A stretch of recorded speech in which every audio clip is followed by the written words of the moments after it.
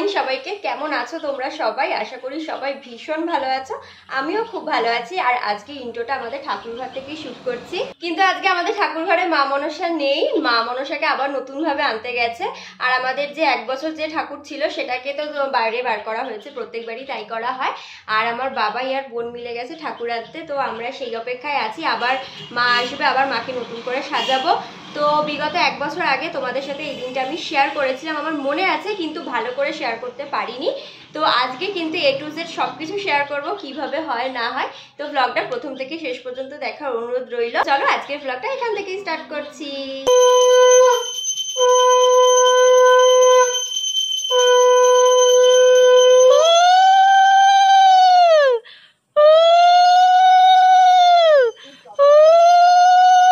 আমাদের বাড়ির পুরনো ঠাকুরকে এখন আমার ঠাম্মা বরণ করে নিচ্ছে, কারণ একটু আগেই দেখলে যে আমার বাবাই ঘট বিসর্জন দিয়ে এলো। এখন ঠাকুরকেও বিসর্জন দিতে হবে। আমাদের বাড়িতে না ওই গঙ্গায় বিসর্জন দেওয়া এই ব্যাপারটা নেই। আমাদের ঠাকুর ঘরের পিছনেই আমাদের পুরনো ঠাকুরকে প্রত্যেকবার রেখে দেওয়া হয়, আর বৃষ্টির জলে কিন্তু ঠাকুর পুরো গলে যায়। আর এইভাবেই বছরের পর বছর হয়ে আসছে। আর সামনে যে একটা বেদি ছিল, এই বেদিটা আমার ঠাম্মার শাশুড়ির আমলে তখন থেকে আছে। আর ঘরের মধ্যে থেকে অর্ধেক জিনিস, সমস্ত কিছু পুজোর যা যা লাগবে বের করে নিয়ে আসা হয়েছে। আর এখন আমার বাবাই আর বোন মিলে চলে যাচ্ছে ঠাকুর আনতে। বছরের এই একটা দিনই কিন্তু ভ্যানে চাপা হয়, তাই ওরা হেসে হেসে পাগল হয়ে যাচ্ছিল।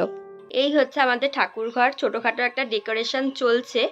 মানে যেহেতু আমাদের নতুন ঠাকুর এখনও ঢোকানো হবে, আর আমাদের যে রাধাকৃষ্ণ গোপাল আছে এই ঠাকুরকে আমরা এই পাশে রেখেছি, কারণ নতুনভাবে মা মনসা আসলে তাকে সাজাতে মানে ধরো অনেকক্ষণ লাগে, দুজনাকে ঢুকতে হয়, তাই জন্য। আর এখানে হচ্ছে ছোটোখাটো এই ফুল দিয়ে প্লাস্টিকের আমরা ডেকোরেশন করেছি।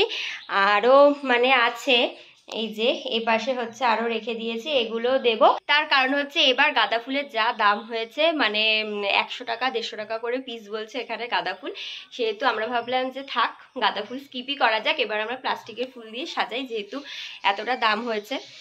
তো সেই কারণে এই যে ডেকোরেশন হাফ করে রেখে দিয়েছি। আর হচ্ছে ঠাকুর আসলে তারপর ফুলটা করবো, তো অবশ্যই তোমাদের সাথে শেয়ার করবো। তো চলো দেখতে থাকো। আমাদের বাড়ি নতুন ঠাকুর চলে এসেছে, আমার বাবাই নিয়েও চলে এসেছে অলরেডি। আর আমার দাদু যখন বেঁচে ছিল তখন এই কাজটা প্রত্যেকবার আমার দাদুই করতো। দাদু মারা যাওয়ার পর থেকে এই দায়িত্বটা এখন বাবাইয়ের হয়ে গেছে।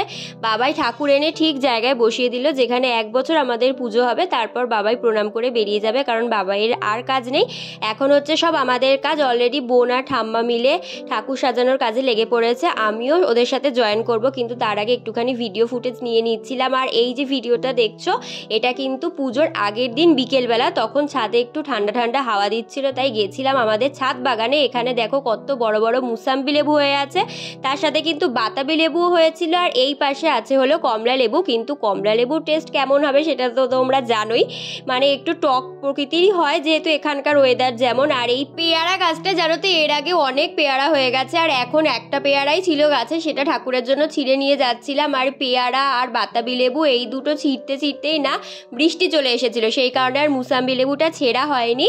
বৃষ্টি কমার পর আমি এসে ছিঁড়ে নিয়ে গেছিলাম। এখন বাতাবি লেবু আর পেয়ারা নিয়ে নিচে চলে যাচ্ছি। আর দেখো পুজোর দিন আমার বৌদি ভাই চলে এসেছে, আমার দাদাও এসেছিল, সাথে আমার বড় পিসিও এসেছিল। এই যে আমাদের ঠাকুরঘর সাজানো একদম কমপ্লিট। আর এদিকে আমাদের মা মনসাকেও হচ্ছে সাজানো হয়ে গেছে, আর সব ঠাকুরকেও মোটামুটিভাবে আমরা সাজিয়ে দিয়েছি।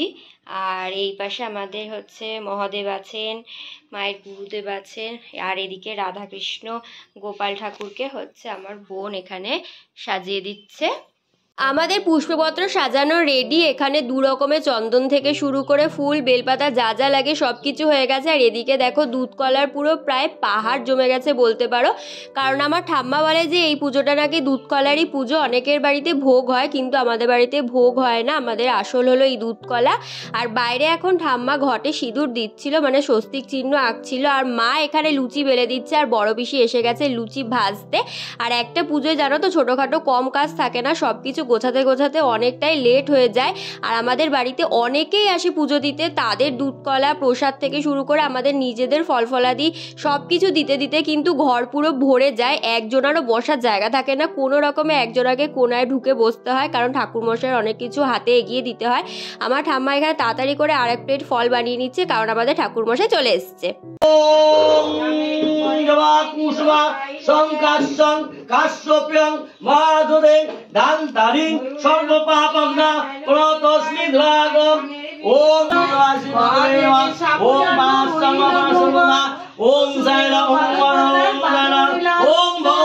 আমাদের ঠাকুরের এখন আরতি চলছিল, আর একটু আগে যেটা দেখলে মা আর বড় পিসি মিলে মনসা মঙ্গলের লাস্টে যে পুজোর দিনের যে পাঠটা করতে হয় সেটাই ওরা পড়ছিল। আর এখন ঠাকুরের কিন্তু চক্ষুদান হচ্ছে, তাই জন্য দরজা বন্ধ করে দিয়েছে ঠাকুরমশাই, আর আমরা সবাই বারান্দায় ঘিরে বসে রয়েছি। যাদের জায়গা হয়নি তারা বাইরে বসেছিল। আমাদের পুজো খুব ভালোভাবে হয়েছে, বোন এখানে প্রণাম করছিল। আর আমাদের এই ঠাকুর কিন্তু বাংলাদেশের আমার ঠাম্মার শাশুড়ির আমলের ঠাকুর। এই নিয়ে কিন্তু অনেক গল্প আছে, একটা ছোট্ট এই ভ্লগে কিন্তু সবকিছু বলা হয়ে ওঠে না গো। পুজো আমাদের কমপ্লিট, খুব ভালোভাবে পুজো হয়েছে। আর সেই সময়টা এত বেশি ভিডিও করতে পারিনি, কারণ কি বলতো, দেখো আমাদের এই ঠাকুর ঘরের মানে স্পেসটা একটু ছোট হয়, যেহেতু মানে বাৎসরিক পুজো, তাই অনেকটাই জায়গা লাগে। সেই কারণে মানে আমি যেহেতু ভিতরে বসেছিলাম আর বাইরেতে এইসব দিকে জানো এইসব লোকজন ছিল, সেই কারণে অতটা ভালো করে দেখাতে পারিনি। পুজো শেষে এখন প্রায় 4:30-5টা বাজে, আমরা সবাই মিলে খেতে বসেছি আর জমিয়ে গল্প করছি। আমরা এত হাসাহাসি করছিলাম যে তোমাদের সাথে সমস্ত মেনুটা শেয়ার করতেই ভুলে গেছি। এখানে শুধু বাঁধাকপি, কাঁকরোল ভাজা আর ভাত দেখিয়েছি, এরপরে কিন্তু ডাল ছিল, পনির ছিল, চাটনি আর মিষ্টি ছিল। আবার এখন অনেকক্ষণ পর তোমাদের সাথে কথা বলতে আসলাম, সেই হয়তো পুজোর সময় একবার কথা বলেছিলাম। তো যাই হোক, এখন প্রায় সন্ধ্যা হয়ে গেছে, মা গেছে ঠাকুর ঘরে আবার সন্ধ্যা পুজো দিতে, আর আমি এখানে বসে আছি সবাইকে প্রসাদ দেওয়ার জন্য। অনেকেই আসছে, প্রসাদ নিয়ে যাচ্ছে, কিন্তু সবার সামনে আর ওইভাবে ক্যামেরা ওপেন করা যাচ্ছে না, কারণ ধরো সবাই তো আর এই ব্যাপারে প্রস্তুত না, সেই কারণে আর করছি না। যাই হোক, আর মোটামুটি এখন প্রসাদ দেওয়ার পর্ব শেষ, আর হয়তো 2-3 জন আসার কথা আছে। যাই হোক, আসতেও পারে, নাও আসতে পারে।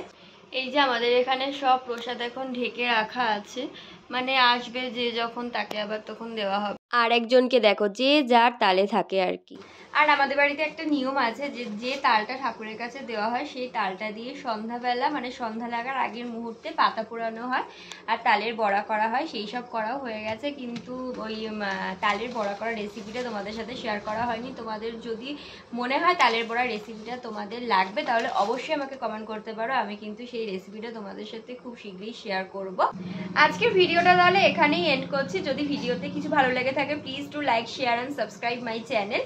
আর আবার দেখা হবে তোমাদের সাথে খুব শীঘ্রই, ততক্ষণ পর্যন্ত তোমরা সবাই খুব ভালো থেকো। আজকের মতো সবাইকে টাটা।